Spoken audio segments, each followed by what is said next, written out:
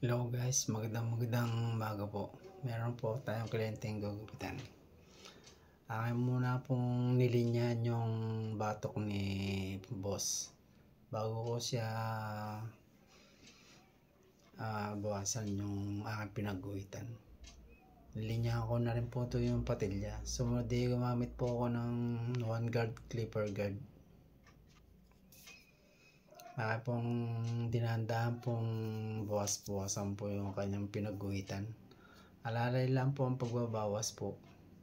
Sumunod gumamit po ako ng 1.5 clipper guard. Akin na pong dahan-dahan na pong binubura po yung pinaglinyahan ng guhit. Alalay lang din po. Hindi po pwede yung biglain. Sumunod gumamit po na ako ng siniro close ko na po yung kanyang linya ng guhit. At dito po ako nagbabawas po ng linya ng guhit. Binabawas-bawasan ko na po na yung pinaglinya ng guhit. Binubura-bura ko po. Step by step po yung aking pagbubura ng linya ng guhit. Hanggang doon sa may patilya po. Alalay lang po at baka mapataas. Sumunod gumamit na po ako ng trimmer. Dito ko na po finishing yung pagbubura ng linya ng guhit. Yan na po magtatapos sa pagbubura diyan sa trimmer. Alalay lang po, papatik-petik lang din po ang pagbubura. Baka mabigla mapalalim maukab.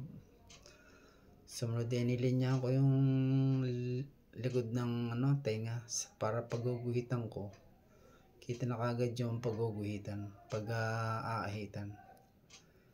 Sumunod binasa ko na po para kayo pong gugupitan yung nasa may babaw ng tenga. Ginupitan ko po yung mga labis-labis po sa may babaw ng tenga at saka sa likod ng tenga. Hindi ko pinawasan yung ibabaw at saka yung likod at ng ayon nito ito pabawasan. Yung mga labis-labis na lang binawas ko. Sumunod yan, inahita ko na tapos na po akong mag-trimmer ng gupit. Hindi na niya pinabawasan yung ibabaw, ayaw niyang pabawasan yung ibabaw. Kasi ang sabi niya maiksi pa raw ayaw niya pabawasan. Kaya ang ginawa ko, binawas ko lang dyan, puro tabihan lang.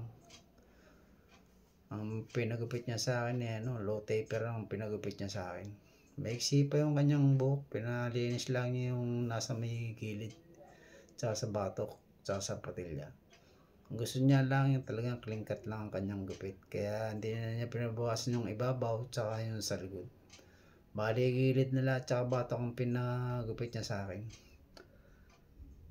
Ayan po, akin na pong inahitan para malinis naman po yung kanyang Sige po, hanggang dito na lang po. Pinaikot ako na po si Tutoy. Maraming po salamat po. Thank you po.